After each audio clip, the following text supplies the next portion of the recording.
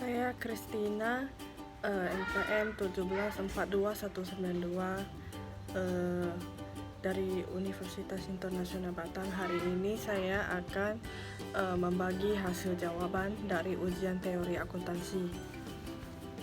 Yang pertama itu sejarah awal akuntansi, di mana sejarah awal akuntansi ini lahirnya pencatatan berpasangan melalui berbagai skenario, antara lain kebudayaan Chaldean Babilonia, Assyria dan Sumeria dengan menemukan pemerintahan terorganisasi pertama di dunia, termasuk beberapa bahasa tulisan tertua, catatan usaha tertua.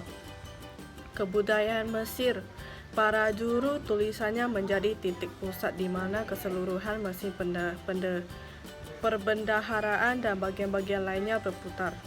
Kebudayaan China, akuntansi pemerintahannya memainkan peranan yang vital dan rumit pada dinasti Zhou. Kebudayaan Yunani memperkenalkan sistem akuntansi pertanggungjawaban terperinci.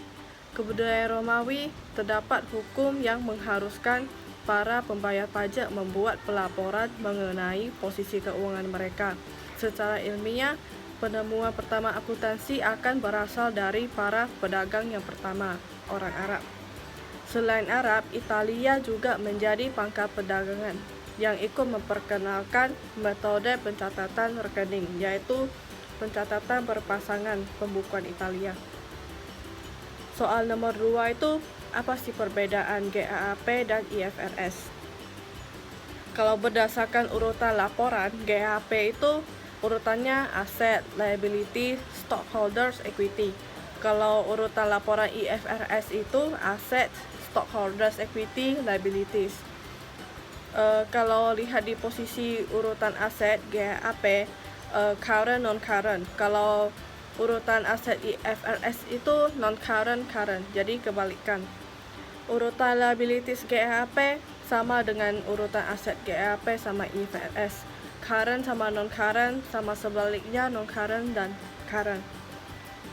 Kemudian perbedaan COGS GAAP dan IFRS. Kalau GAAP, COGS itu mulai dari FIFO, LIFO, average. Kalau IFRS itu FIFO dan average saja.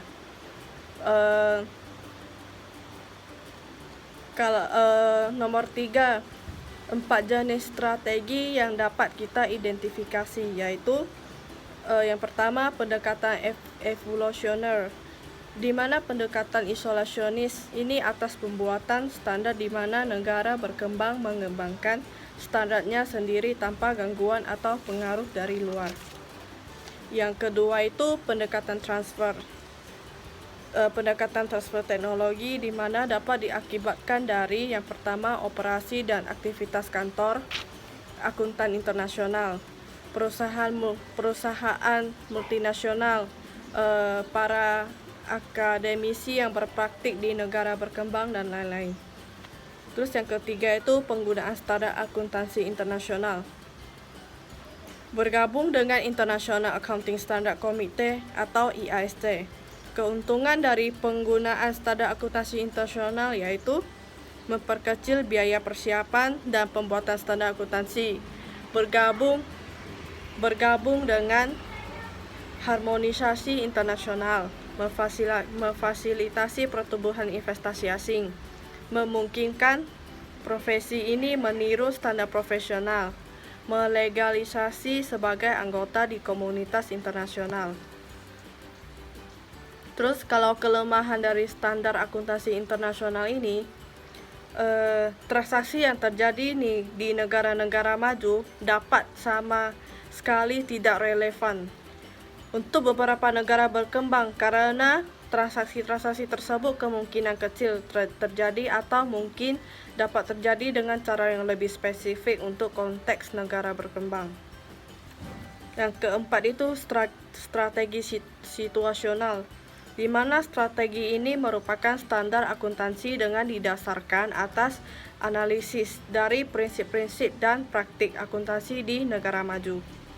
Strategi ini, situasional ini, Perlu dilakukannya dengan pertimbangan pada faktor-faktor yang menentukan perkembangan akuntansi di negara berkembang. Lama-kelamaan, jumlah dari standar-standar ini akan membentuk sistem laporan dan pengungkapan dari negara berkembang. Jadi pertanyaannya itu, di Indonesia itu pakai strategi apa sih? Kalau menurut saya itu strateginya itu menggunakan strategi penggunaan standar akuntansi internasional dan strategi situasional. Mengapa? Karena di beberapa institusi ada yang memakai standar akuntansi Indonesia, yaitu PSAK dan IFRS maupun GAAP. Tidak menyeluruh mengikuti salah satu secara sepenuhnya dan juga melihat kondisi perusahaan mampu memakai standar yang mana. Secara untuk pelatihan, salah satu standar memerlukan biaya yang cukup besar atau situasional. Maka dari itu, Indonesia memakai strategi penggunaan standar akuntansi internasional dan strategi situasional.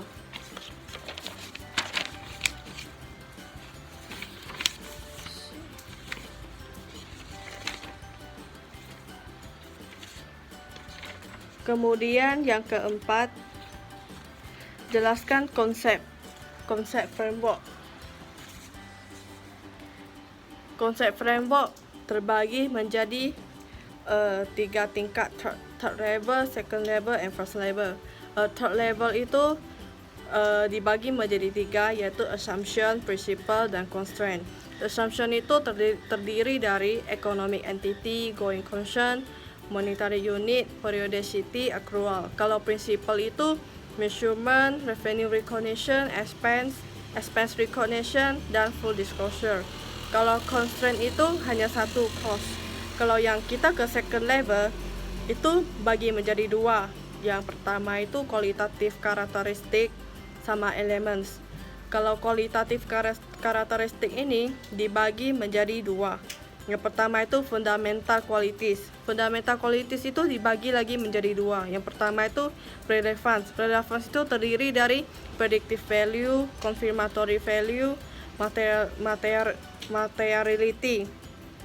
Kalau yang kedua itu value representation. Itu dibagi lagi menjadi completeness, neutrality, free from error.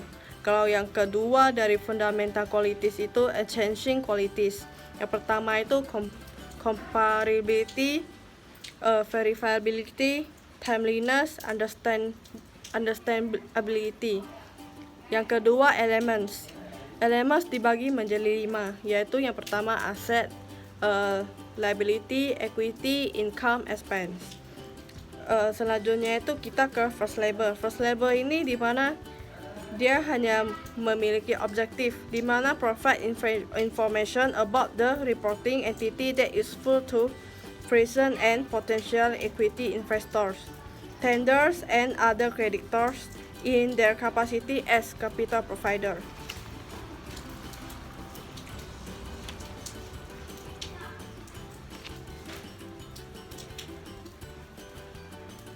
Mengapa kita harus memakai konseptual framework IFRS? Supaya dapat memiliki informasi yang kualitas relevan jika dapat memengaruhi keputusan ekonomi pengguna dengan membantu mereka mengevaluasi peristiwa masa lalu, masa kini atau masa depan.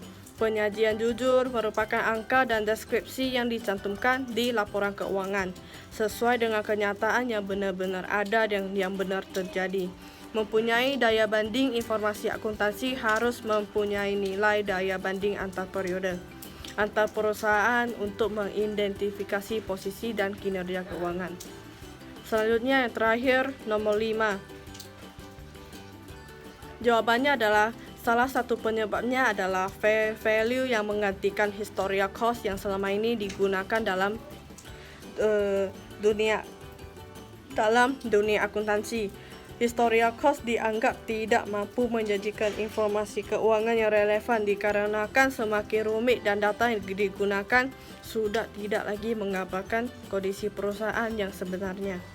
Sekilas ini hasil jawaban dan terima kasih.